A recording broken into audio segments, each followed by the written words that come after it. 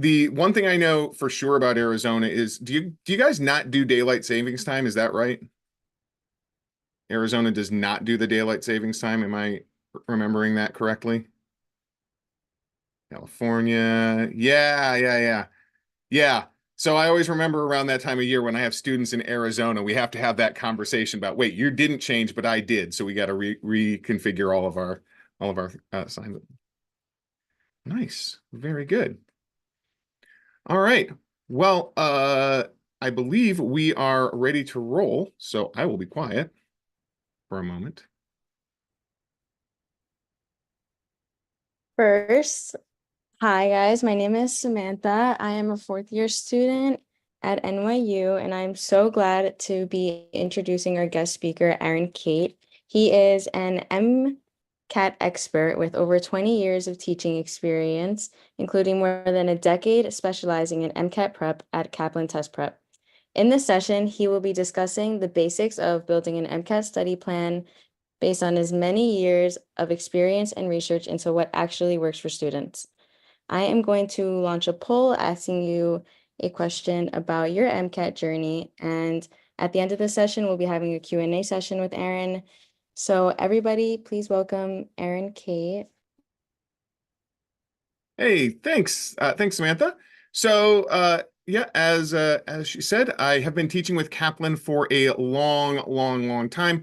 I'm excited to chat with all of you about what it takes to build an effective schedule because very often people will use methods that sound intuitive but aren't necessarily the most effective. So let me get my presentation shared here, and we can dive into this. Let me actually start with this, though. What are some of the concerns you all have? And I can't promise that in, 25 to 30 minutes, I can address every single concern that people have, but make sure to change the two to everyone. What are some concerns in sort of general terms people have with building a study plan? What are some of the issues? And yes, please do answer the poll. Spending too long on content review for sure is really one. Forgetting material, not knowing where to start, how much time, how to cover all the content in the time frame, other pre-med duties. Ooh, I love it. Yeah, we're going to talk about a lot of these things as we go.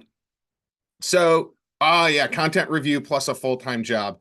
I will tell you, actually, more and more we're seeing this at Kaplan, and my my students are coming, like I'm non-traditional. I've got a full-time job. I've already graduated. So yeah, there's a lot of balancing that goes into it. Yeah, and how do I actually learn from this experience, as Alexia is saying, like those trick answers. So when we talk about building a study plan, we are going to talk about the general idea of how the MCAT is testing some of this material, as well as how to navigate some of those timing concerns.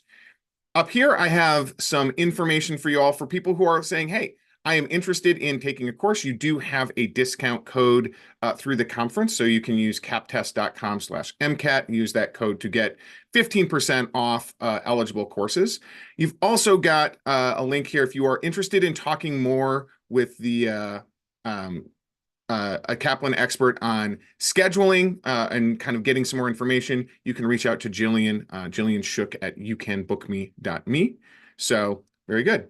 Now, right now it looks like we've got most people polling in. I'm gonna call it a solid 3 count before we close the poll. So if you do want to poll in, please, in 3, 2, 1.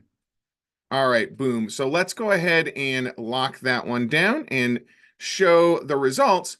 We can see that for this group, I'm actually very excited about this. For this group, we see a lot of people in the August or later, a couple people in the next couple of months, which the reason that's exciting to me is that means that people are giving themselves a lot of time. Yeah, as Alexia is saying, people are planning ahead, which is awesome. So let's talk about kind of what that timeline can look like as we get into it.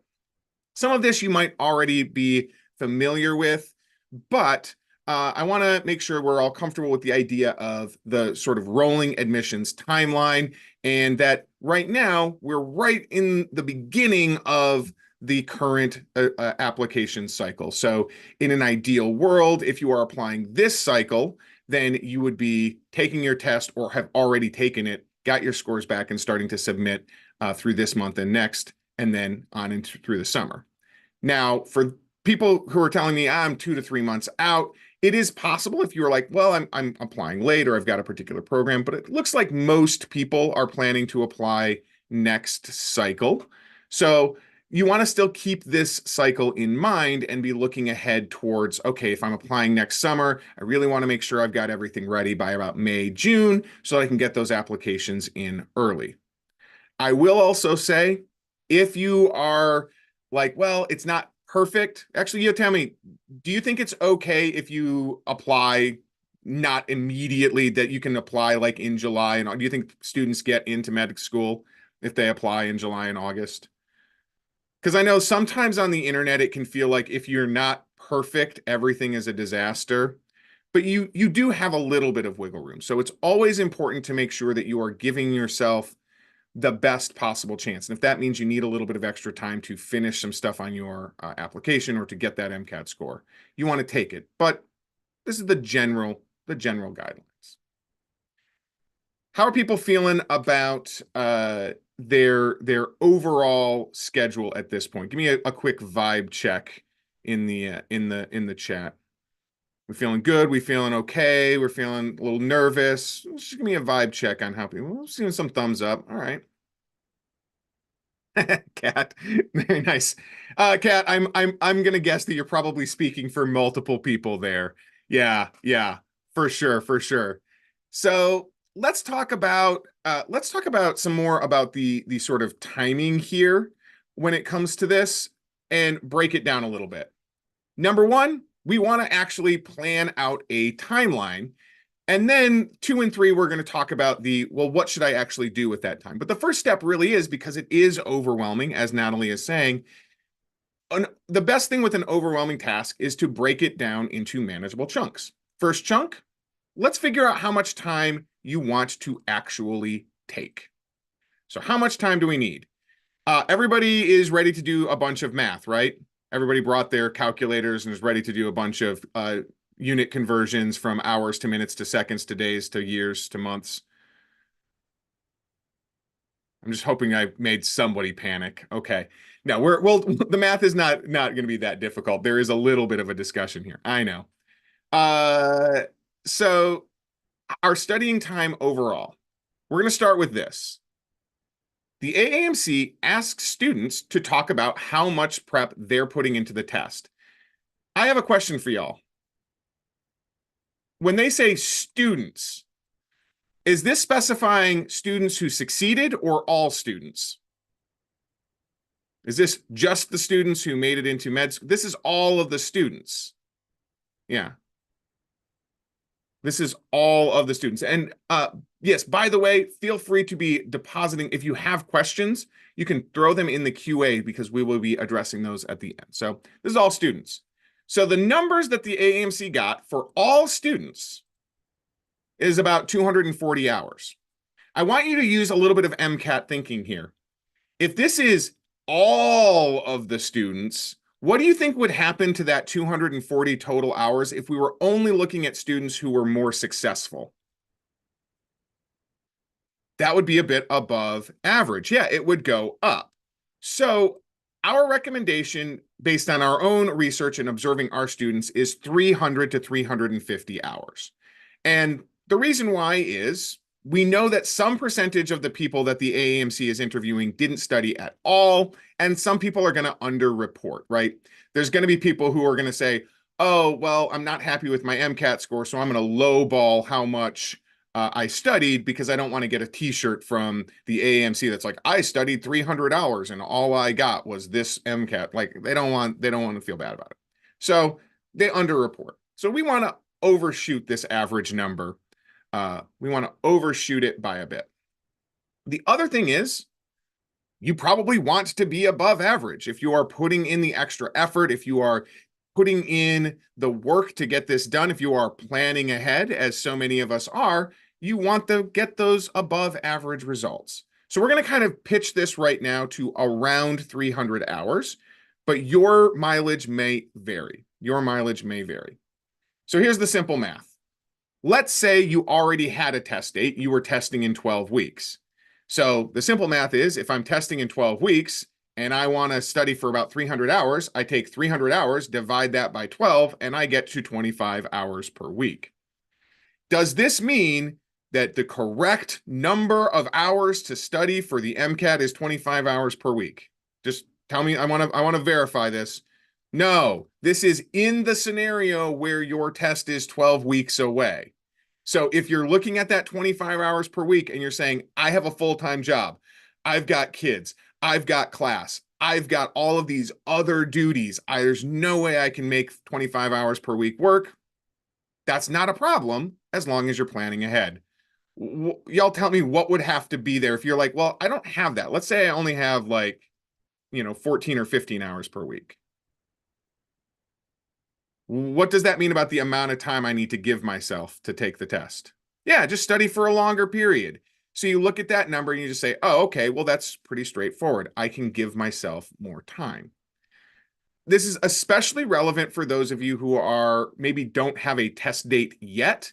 A really good thing to do is look at, okay, when am I going to be able to start my MCAT studying? What kind of commitment can I make to that? And then use this sort of math. Be like, all right, well, how many weeks is it going to take me to get to that 300 to 350 hours that I generally want to target? And that'll tell you when you want to take your test. The wrinkle here is the last tests in 2024 are going to be in September. So if you're like, well, I can't really start studying until August, and then I'm not going to test in September, then you start looking at, okay, well, maybe I'll take a January test next year. Those tests are perfectly fine. The winter and early spring tests for 2025 are perfectly fine. All right. So Kat's got a question. What if, let's say, you're studying in the summer, but you have more time, and you continue studying in the summer, and you have less time because class? Yeah, absolutely, Kat. You can also flex this out. You can say, well, during this period of time, I do have 20 to 25 hours a week. During this period of time, I've only got 10. So you want to just look at those different segments and combine them together and say, does this get in that ballpark of 300-ish total hours? The last thing I will say about this is, as we'll see when we get to talking about practice tests, you really want to make sure that you have at least 6 to 8 total weeks, because you want to give yourself enough time for some practice tests. So it's tough to compress the schedule below that. But yeah, if you need to expand it out, or if you've got different timelines, you can certainly do that. And as a reminder for other people, if you have questions, you can toss those into the QA as well. So we will see those there. All right. So what's tested? Here's the broad breakdown: biology, general chemistry, organic chemistry, physics, biochemistry, psychology, sociology. There's also the CARS section, which is non-scientific reading comp passages, humanities. Actually, it's got social sciences on it. Broadly speaking, what percentage of human knowledge does it feel like to y'all that you need for the MCAT? This was kind of a concern several people were raising. If you think about like the sum total of human knowledge is like 90 to 100%, like almost everything. Yeah, low key, it's like I need everything. So let's take a look at a breakdown of the actual division of topics here. No surprise, if we look at the biochem section, there's a lot of biology, but also a bit of biochem, clearly, and then some orgo and gen chem as well. If we see the chem phys, there's still some biology, a fair amount of biochemistry, and then, of course, all of the organic chemistry, general chemistry, and some physics in there. Psych-soc, well, there's psychology and sociology, but wait, there's some biology sneaking in. The point here is that all of these sections are mixing topics together, which can add to that concern of, well, it's not just that I have so much content, but I have to see how it gets mixed together. And we'll talk about how in building a study plan, you can address that. But I do have some good news. The good news is if you don't like physics, if you don't like organic chemistry, looking at this overall bar, those individual topics aren't worth as much as, say, let me tell y'all, if you're like, hey, I want to walk out of this session with one key piece of advice for doing better on my MCAT, know your amino acids. I don't know if I'm blowing anybody's minds with this, but know your amino acids inside and out, because the amino acids, that biology and biochem stuff, that's almost half of the test. It's not the only thing that's in there, but those types of things, that's a huge portion. So you can use this sort of information. And you know what I'm going to call people out. Is anybody feeling a little bit angry right now that maybe they've over invested in organic chemistry because it was a class that they struggled with? So they've been like grinding away at organic chemistry for like a couple of weeks. And now they're feeling like, yeah, I became a whole chem major for this. So this is a good thing to keep in mind when you are looking at the content review, that not all of the content is equally valuable. So you don't want to be spending a ton of time on topics that just aren't going to be that much of your MCAT score. So let's talk about this idea of maximizing your study plan and organizing things so that you are, hey, Lillian, good, good. I will tell you, organic chemistry for me was also a struggle. For all of our Kaplan teachers, myself included, we have to score in at least the 90th percentile on whatever tests we're teaching. So I did very well in the MCAT, not to flex, but I did very well.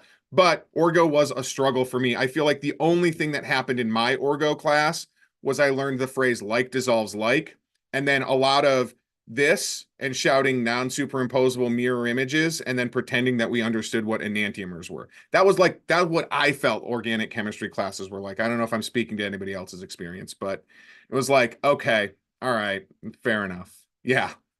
So the good news is it's not that big of a topic, so you don't want to overinvest in it. Now let's talk about like how do we adjust our study planning here.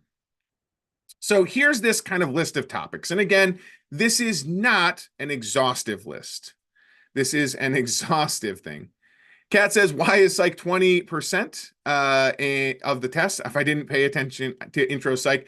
I will tell you the reason why, if you're just as an aside, my philosophy as a teacher is I actually think that it's better for students to think of the MCAT not as a barrier, which I know might be a hot take, but to understand why the test is the way it is. So to answer your question, maybe not even in the serious spirit that, like in a more serious spirit than was offered, is there's an increasing recognition that doctors treat people, not patients, and that the test writers are trying to get a sense of that. The thing is, that's still pretty new, and so psychology departments around the country are still sort of catching up to the fact that all of a sudden being 10 years ago, they were thrust into the pre-med curriculum. So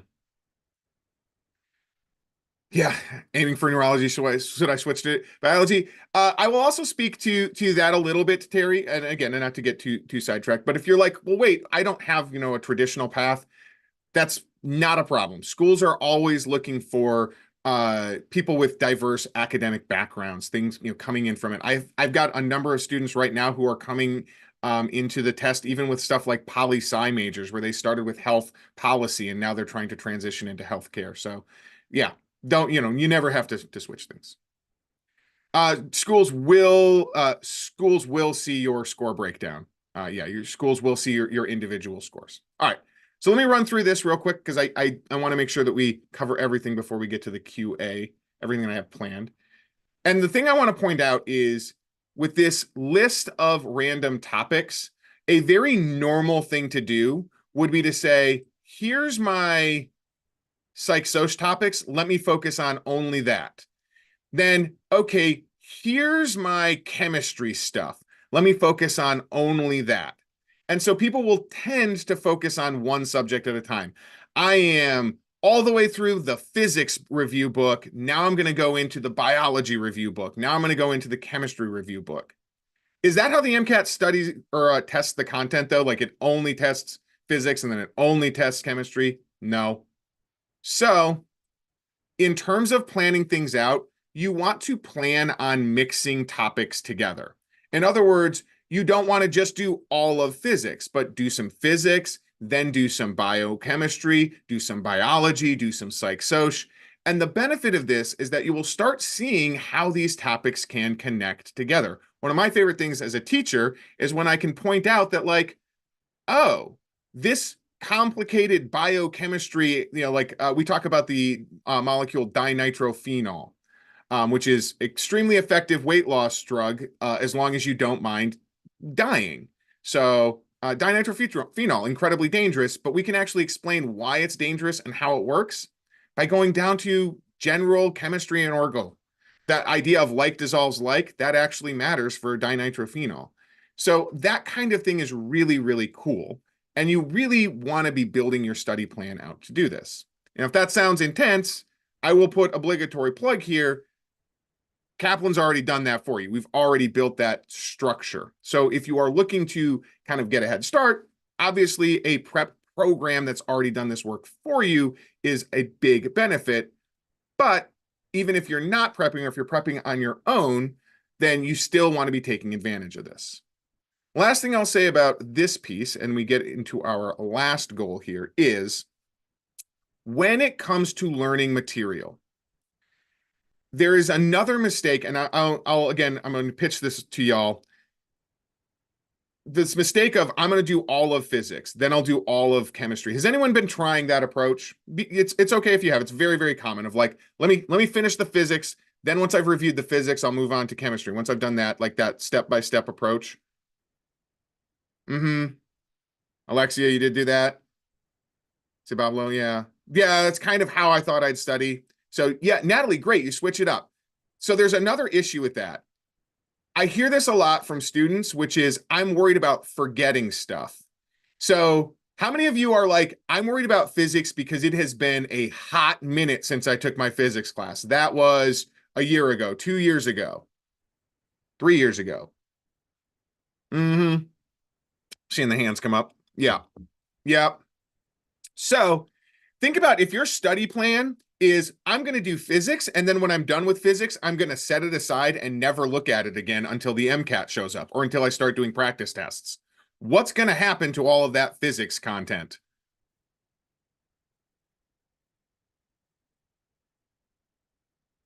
Yeah, no, Natalie, yeah, it does not take long. It takes like a semester or a couple of weeks. It's going to disappear. So here's the deal. You actually want to take advantage of this in your studying by recognizing that you will need to come back to topics multiple times.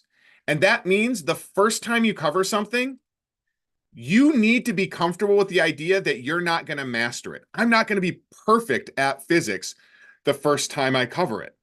And I'm going to, then cover it, and maybe it'll be a couple weeks before I come back to it, and then I'll relearn it. And it'll be easier to relearn, and I'll get a better understanding of it the second time around, but still not perfect. Then I'm going to forget again, and then I'll see it again and again. So the idea of spaced repetition, and spaced repetition is not just I did it over and over again. That's just rote memorization. But spaced repetition is taking advantage of the fact that when you forget something, and then you re-engage and try to actively learn it or teach it to yourself again, that active recall, you learn it better the second, third, fourth time, and the long-term recall is stronger. So a lot of people approach repetition as I'm trying to avoid forgetting material.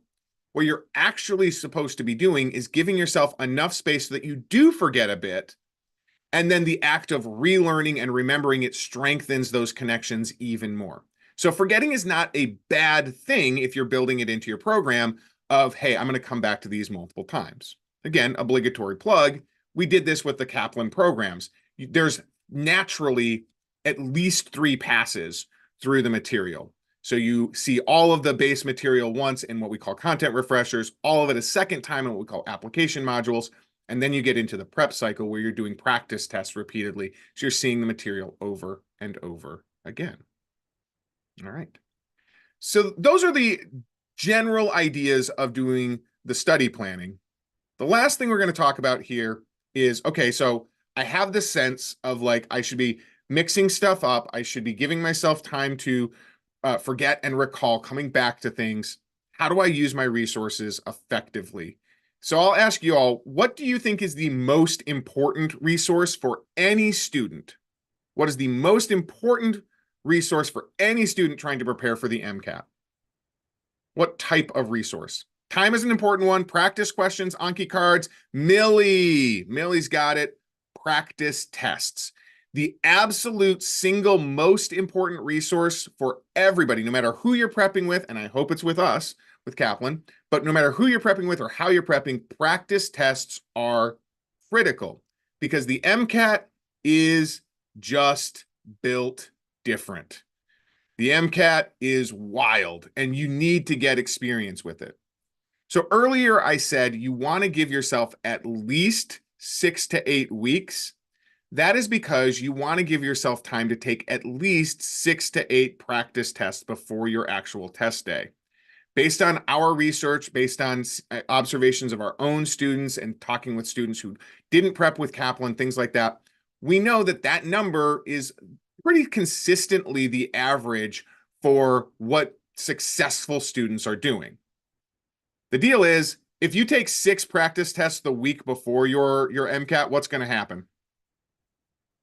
If you're like, dude, I remember, a couple months ago, I was in a presentation. Aaron said, take like 6 to 8 practice tests. Let me cram them. You're going to burn out. Your brain will die. This would be like if you were like, I'm going to prep for a marathon by running a marathon every day for 6 days. Like, okay, well, it was nice to know you.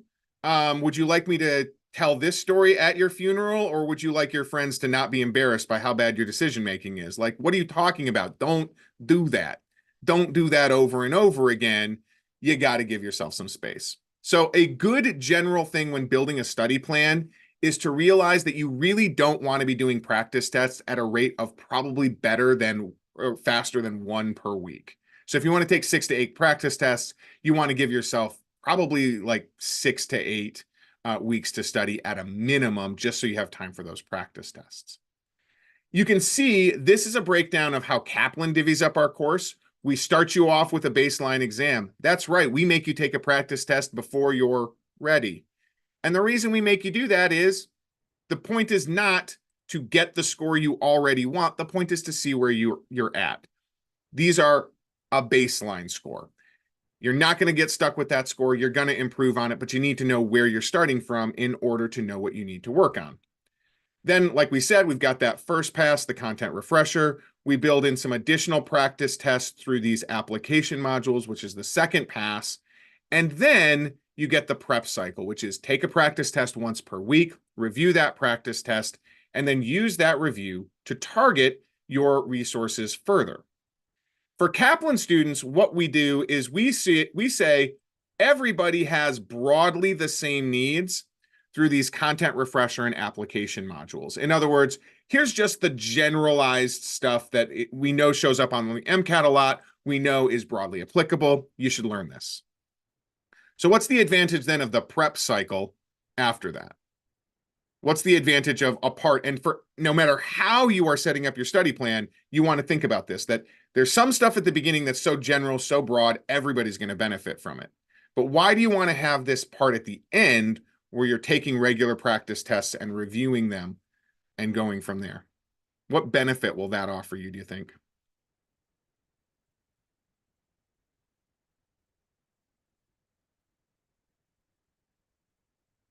Yeah, you get to fine tune things. Yeah. You get to maximize efficiency, focus on what you actually need. Absolutely.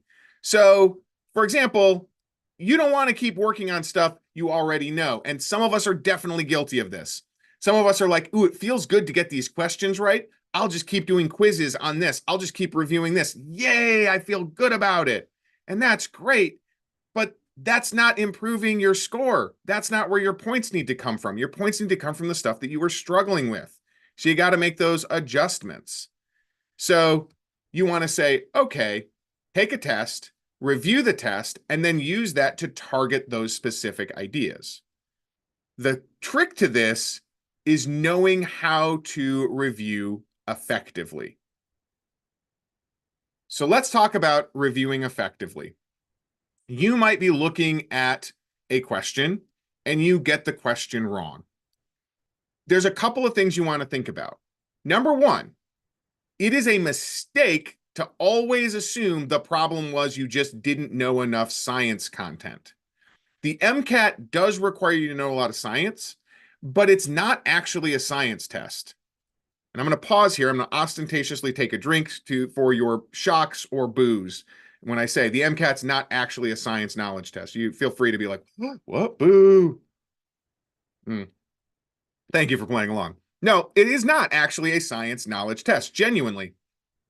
It is a test that requires you to know a lot, but it's really testing not just reading comp, but also critical thinking and problem solving skills. A quick analogy here is it's like a vision exam, pointing to my glasses. It's like a vision exam. The vision exam, you tell me, would memorizing the alphabet help you with an eye exam? Like, I've memorized A, B, C, D, E, F, G, but then I get a little fuzzy and then it picks up again with X, Y, and Z. Is that going to help you with your eye exam? No. Do you need to know the letters though to be able to identify the letters on the screen? Sure, but that's not what they're really interested in. They're interested in your visual acuity. For the MCAT, you need to know some science stuff, but they're interested in your thinking. So when you're reviewing, you don't want to just say, well, what was the right fact here? You want to do what we call the two error principle. You want to say, why did I get the right answer? Why did I miss the right answer? And then why did I reject why did I reject the right answer? And why did I pick the wrong answer? So there are two mistakes. It's like, I didn't see that answer was right. And I liked this answer that's clearly wrong. And you want to look at both of those things to see where you need to fix your approach. So you want to keep track of this. We call this the how I'll fix it. That's our terminology at Kaplan. Sometimes these are called why I missed it sheets or just review sheets. But the idea is as you are reviewing, you want to make sure that you are looking at what did I get wrong? What topic was it? The level of miss. Was this that I just don't know anything about lenses? I am the Jon Snow of lenses. You know nothing, Jon Snow. That reference might be too old. I know it's been, it's fallen out of the public eye, but I still like it. But yeah, it's like I don't know anything about this, and so how do I fix this? What's the action step I take to address that? Or was it a strategy thing? Like I just didn't remember the way to approach this, or I didn't realize what the question was asking. Then I can adjust my approach there. So I think that a lot of people, when we talk about strategy, I'm gonna try to call people out one more time as we're getting close to the end of the formal presentation here. Let me see if this describes people's experience with strategy. Because people might say, Aaron, what do you mean by strategy? I think a lot of people's experience with strategy is somewhere along the lines of this strategy. You read the question, experience dread, just dive into the answer choices, debate, hey, does that sound good? You get it wrong, and then you type a complaint post on our MCAT. I wrote this way. I call this, as you might be able to tell, the Reddit method, where you're just diving into the questions and you're not thinking about what you should be doing. You're just trying to recall all of the answers. So what you want to be doing is looking at like, oh, well, that's a waste of my time. That's a waste of my time and effort. What I want to be doing is realizing I keep falling for answer choices. So, for example, someone you know, and I'm not going to name any names, but his first name starts with A and rhymes with Aaron. Somebody had an issue when studying for his MCAT that he knew a lot of science facts, so he would look at answer choices that were true science facts and be like, there it is. So how can that be a wrong answer on the MCAT? To be like, there's a true science fact. There's a true science fact. That's a true science fact. Hey, AMC, this fact is true. It's a true and factual fact about science, and you're telling me it's the wrong answer? You know why? Because it just literally wasn't what the question was asking. It just literally, I kept running into this. We call these faulty use of detail traps. I was like, I know so many things. It might be that they're asking for the thing that's not true, but other times they'll just be like, hey, which of the following is the best explanation for process X? And I'm like, hey, okay, well, I don't know process X, but I do know that this answer choice is a true statement. It has nothing to do with process X, but I'm going to pick it anyway. And I had to learn that's a bad strategy. So that's the kind of thing we're talking about when we talk about strategy, that it's not just learning more science facts, but also learning about how you think and how to avoid some of those cognitive biases. And if that sounds unfair, let me pitch this. Do you think that you would be a better doctor if you were more aware of your own kind of cognitive blind spots and some of the mistakes that you make when you're under pressure? Do you think that maybe that would directly lead to an improvement in outcomes for your patients down the road? He said in his most leading tone as a teacher. You might not have ever thought about it this way, but I mentioned earlier that I think that it's more useful to think of the MCAT not as a barrier, but as part of this process. And here's why the MCAT is built the way it is and why it does this stuff. It's because it is trying to train you to start developing some of the skills that are going to help you both in med school and even in your practice. It's not you got to demonstrate that you can cram for a comprehensive final exam. Y'all, what do schools already get to see? What do med schools already get to see that shows them your ability to like cram academic subjects into your head and potentially regurgitate them? They get to see your GPA. They get to see your GPA. They want to see also some evidence of your critical thinking and problem solving skills, which is why the MCAT is built this way. So it's not trying to trick you or trip you up or be mean. It's trying to help you develop those skills so you can be more successful as a doctor. And those skills are definitely learnable. This is based on Kaplan data. So we know that students that yes, Lillian. Lillian says, isn't that also why higher MCAT scores can aid people with lower GPAs? Yes, because often med schools will assume that they can teach you. The MCAT score tells them, oh, this person is really able to learn, is able to critically think and build. And so that's why they look at that. So, and again, that MCAT score is not like a fixed quantity. It's not you are this number and that's what you will be forever. We have looked at our own students and we have seen that students who do the kind of work we're talking about, put in that 300 to 350 hours, take around 8 full-length practice tests, do all of the practice quizzes that we're offering them through the course, we have seen that those students on average are making 15-point improvements in their score. Now, obviously, not everyone can get a 15-point improvement. For example, some people start off at a 515. They don't have 15 points to gain, and it's harder to make improvements as your score gets higher and higher. But is anybody going to be hurt by adding 15 points to their MCAT score? No, like obviously not. You can always improve these things. You can always build your score. You can always build these skills because the test at the end of the day is still a standardized test and it is predictable. So my pitch to you then is you want to make sure that you're preparing, that you're building a study plan that gives you the opportunity not just to learn that material, but also to develop those strategies. If you are prepping on your own, my caution to you is it's often easier to learn the content than it is to learn the strategies on your own. And that's why for a lot of people, a course can be helpful. So if you're thinking about a course, obviously I'm a biased observer. Kaplan is where I've worked for 20 years. I work a lot with Ari, actually. She is fantastic. We've got comprehensive offerings throughout. We've also got some upcoming classes here. James and I actually go way, way back. We grew up in the same town and went to the same high school. I can vouch for James 100%. And Chris Scott and I work together as well. So big fans of all of these teachers, big fans of these courses. If you are interested in talking about these more, definitely you can reach out to Jillian Shook. I'll put up some information. You can reach out to us at captest.com. But I think that is about it in terms of the content that I prepared. So I'm going to open this up. What questions do people have about the timeline, study planning, anything along those lines. I probably won't be able to get into specifics of like, hey, can you explain to me why the answer 3 on AAMC full length 2 is whatever. Probably don't have time for that, but what kind of general questions do people have? So Emma says, how do you recommend making a schedule that works best for you as an individual? It's intimidating me. Yeah. So I will say a couple of things about that. The number one thing is don't try to be perfect. Don't try to be perfect at this.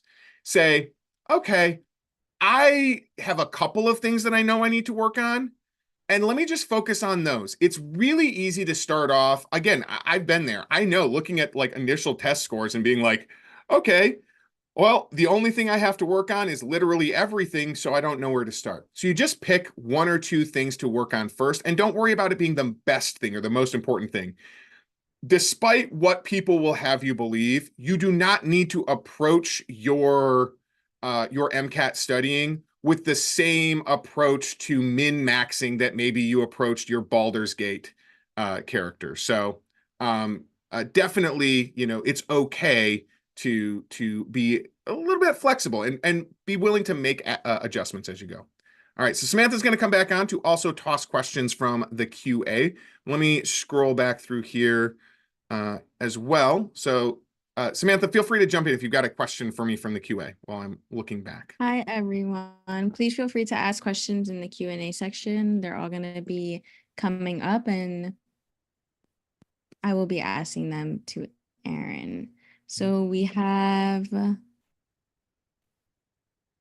You're welcome, Lloyd. a couple questions. Our first one is,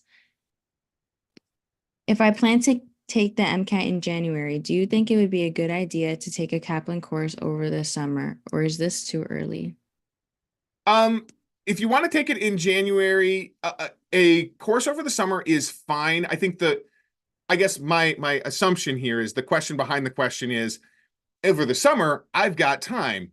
In the fall, I've got class. So am I going to forget everything between the summer and class? And the answer is what I would do in that case is take the class over the summer and then plan on building out like that prep cycle component of regular practice tests and maybe say, I'll do a practice test once every 2 weeks.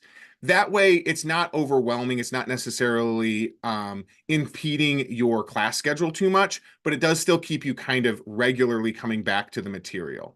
So the answer is it is not too early, but you will definitely want to be thinking about building a plan that allows you to come back to those topics repeatedly for sure, so that you're not losing that skill. What else we got? Thank you. This one I have as well for myself, but someone else asked. I'm taking biochemistry in the fall. It's the only subject tested on the MCAT that I haven't taken yet. I'm currently planning on doing a pass through it with other resources this summer, so I can start doing more intentional practice for the entire test in the fall. Do you think it's necessary to take the class before taking full lengths? Okay, yeah. So I'm also gonna expand this question out a little bit, which is like, do I need to do the content review before I take any full length exams? And the answer to that, I think, is emphatically no. You might certainly say, well, obviously, I'm going to do bad on the stuff that I haven't seen before. And that's fair. And I know nobody likes to see rough scores. The benefit that this can give you, though, is your biochemistry class, to be very specific, your biochemistry class will probably make you memorize things like the specific pKa's of all of the specific amino acid groups for all 20 amino acids, and then might throw some extra ones in there. That's not going to be on the MCAT. You don't need that level of detail. So you want to actually, it can be helpful to take an MCAT early so that when you are learning that material and thinking about your MCAT, you can calibrate that. I've seen a lot of students in biochem in particular spend a lot of time trying to remember things at the level their biochem final asked them, and it wasn't the level of detail that they needed for the MCAT, which is a lot more broad. So that sort of experience in general of like taking the MCAT practice test to see what the level of detail actually is can be a really good way to make sure you're not over investing in your studies. Thank you. And this question is kind of the opposite of the last question, but this person is asking, hello, I'm currently a freshman in high school, but hope to take the MCAT in a good couple of years. Talk Props about to planning you. ahead. A lot of tips and tricks may not apply to me at as of the moment, but what can I do right now that will help me get closer to my goal? Yeah, so I would say a couple of things. Number one, definitely look ahead at your schedule for your classes and think about like, okay, as a high school student, am I taking physics? Am I taking AP physics? And think about that one thing that people will do is they'll do like, I took AP physics in high school, so I didn't have to take physics in college, and then they get to the MCAT and they're like, oh, right, that thing I did 6 years ago. Now I have to remember all of that stuff. So you can kind of look ahead and be like, well, I know what's going to be on the test in general terms. What can I do? The other big thing I would say for people in high school or even in college or just getting started, if you're looking for a really general thing, is this might sound really cheeseball, but just read more. The MCAT is primarily a passage-based test. It gives you a lot of information. In some ways, it's almost an open book test. Getting really comfortable with reading stuff and reading stuff that challenges you. So I did not realize this kind of weirdly until I was in college, but like did y'all know that you're allowed to like go on PubMed and just read professional research papers? Like, you're allowed to do that. I know people are like, that doesn't sound fun, but it can be. You can go back. What I learned to do would be things like if I saw a news story that seemed really cool, like science journalism, and they were like, oh, there's this new breakthrough treatment. Oftentimes they're reporting on stuff that was published in a journal. And you might be able to go back. Some of this is going to be paywalled, which is annoying, but you can go back and find some of that original research. And you don't have to understand all of it, but being able to start connecting things like, oh, I can kind of see where they're getting that, or I can understand how they're getting to this conclusion from their abstract and things. Those kinds of things can be really helpful for building some of the, especially the experimental design analysis skills and data analysis skills that the MCAT is testing. So awesome, Nicholas. Yeah. Yeah, and there's lots and lots. Yeah, exactly, Miracle. You find some wild things there. All right, cool. What else we got? We have, is there such thing as too much content review? I work full time, so I'm giving myself a full year to study and read the Kaplan books. Is this overkill? I feel like I need to review, but everyone says content review is such a waste of time. Yeah, so that is a great question, and it's a little bit nuanced. The short answer for anybody who's just like, hey, Aaron, just give me a quick and dirty answer is yes, there is such a thing as too much content review. The danger with too much content review is like the old saying, when the only tool you have is a hammer, every problem starts to look like a nail.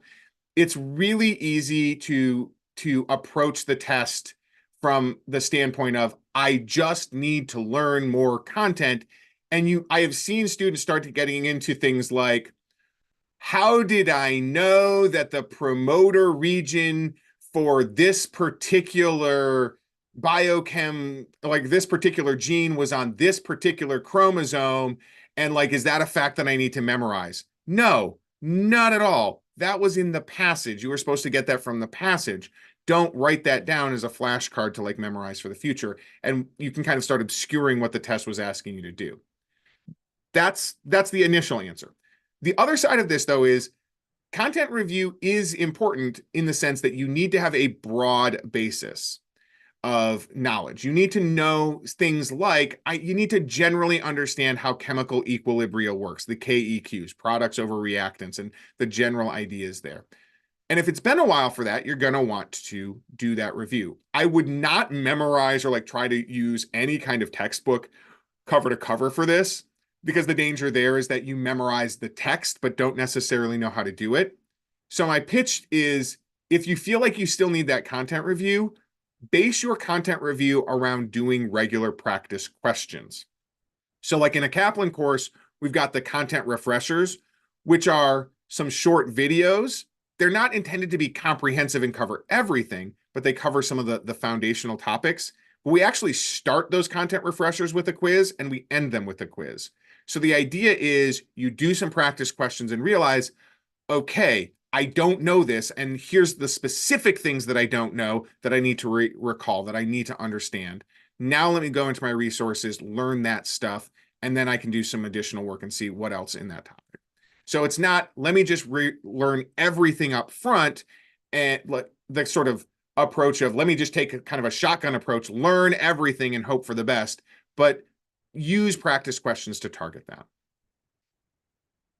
Oh, thank you, Alexia. Yes, very, very nice. Thank you so much for putting that up. So if you are interested in a Kaplan course, definitely take advantage of that. Save yourself some money for sure. All right.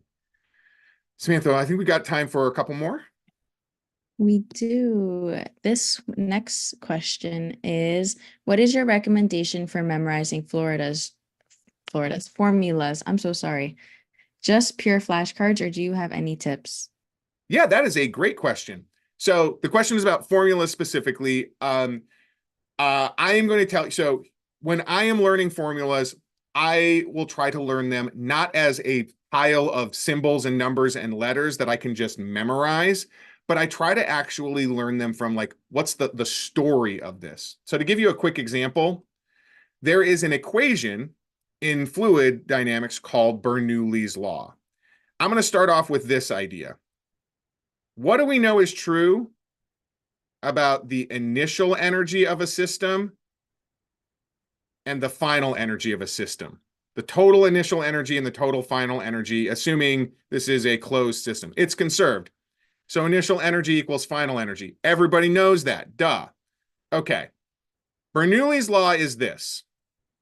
P, which is pressure, plus 1/2 rho V squared VI, V initial, plus rho G H initial equals P plus 1/2 rho V final squared plus rho G H.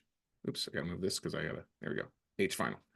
All right, now you might be like, Aaron, that's a whole pile of symbols and numbers. And also, that's your handwriting.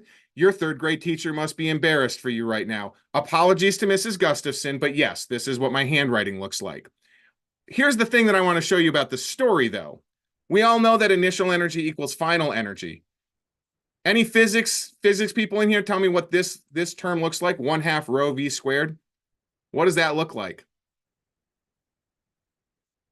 That's kinetic energy. Rho GH, what does that look like? Potential energy. Pressure, it turns out pressure is energy over volume. Rho is density, which is mass over volume. So this is KE over volume, and this is PE divided by volume. So what Bernoulli's law is saying is that your initial energy, your pressure, your kinetic energy, and your potential energy equals your final energy. Bernoulli took something everyone already knew, which is initial energy equals final energy, divided it by volume, and then made a new equation. That's how I memorize equations, by making those sorts of connections, because now Bernoulli's law makes sense to me. It also makes me mad because I feel like we all missed out. Like we missed out on the days when you could take an existing law and just divide it by something and name it after yourself. I'd be like, initial energy per taco equals final energy per taco. This is Aaron's law of energy taco conservation. Give me a Nobel Prize. But we can't do that anymore. So that's the idea, though, of instead of just memorizing an equation, what does this say? What are the units? How does this interact? That's way more useful. And the other thing is that means on test day, sometimes you can avoid doing math if you're just like, oh, right, obviously it's going to be a bigger number than what I started with. Oh, well, there's only one answer choice that's bigger than what I started with. Done. I don't even need to do the math. All right. How are we doing on time? What are we thinking, Samantha? We have a couple more minutes for some more. I'm going to try to ask the more broader ones. Sure. I have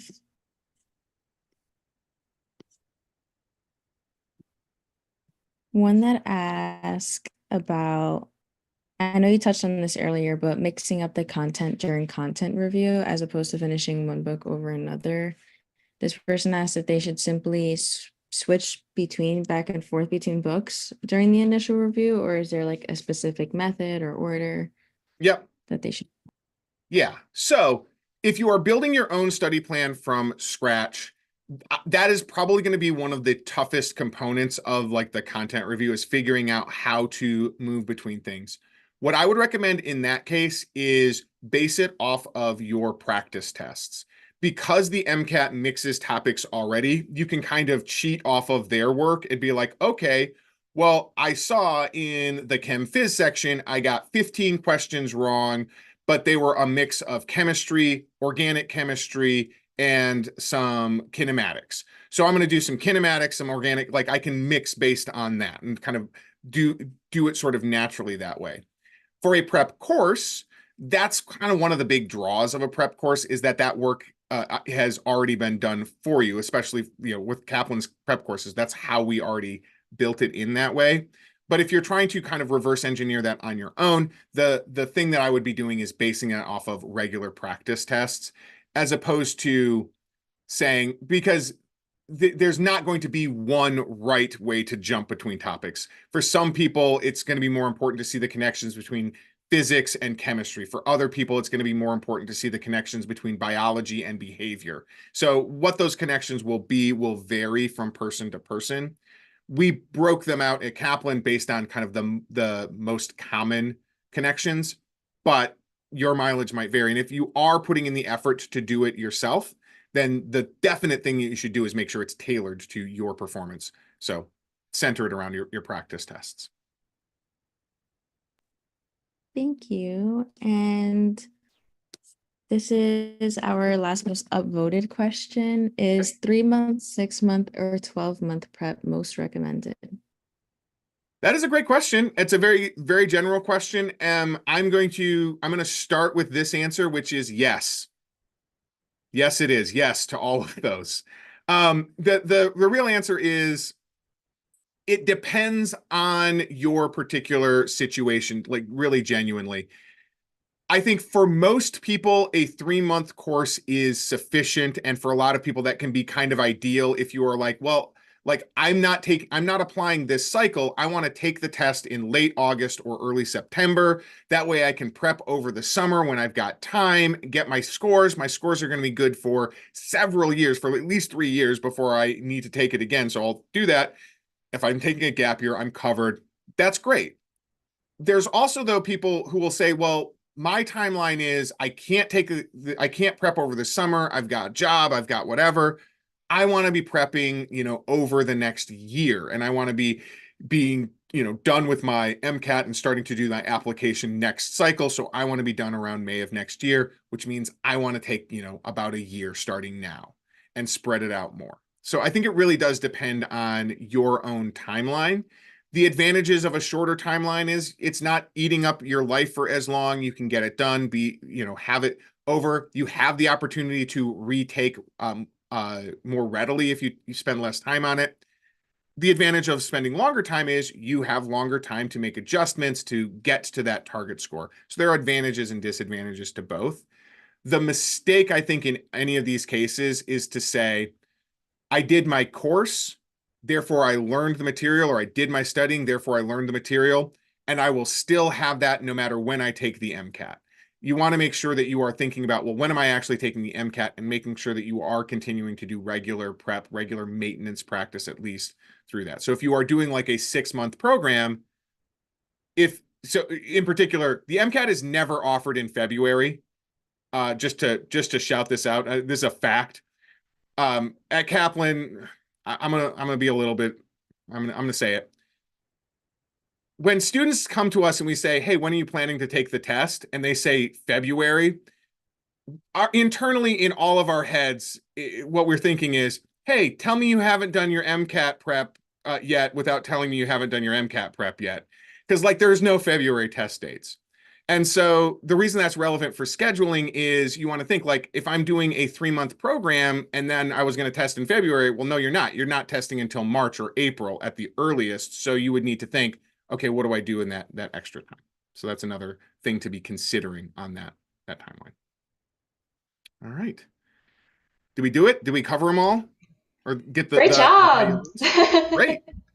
Yeah, well, thank you so much, Erin, for joining us, and thank you, Sam, for hosting this session. If you have any further questions, feel free to email me, and I can relay those questions to Erin and the whole Kaplan MCAT prep team as well.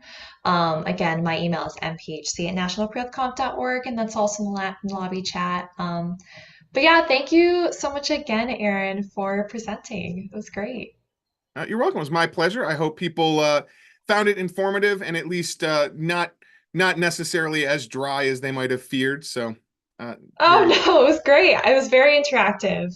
Well, thank you again, and don't forget to scan that QR code there and save that email in the code MPHC2415 for 15% off Kaplan MCAT comprehensive courses.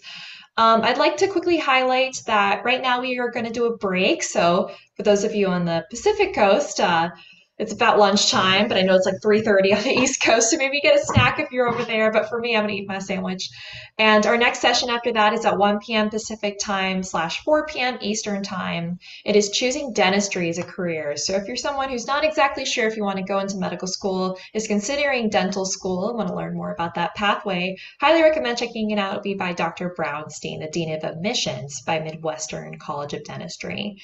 And after that, we have our medical student panel and then our pre-health personal statement workshop, and then we'll close off tonight, ending day one. So we'll see you back at 1 p.m. / 4 p.m.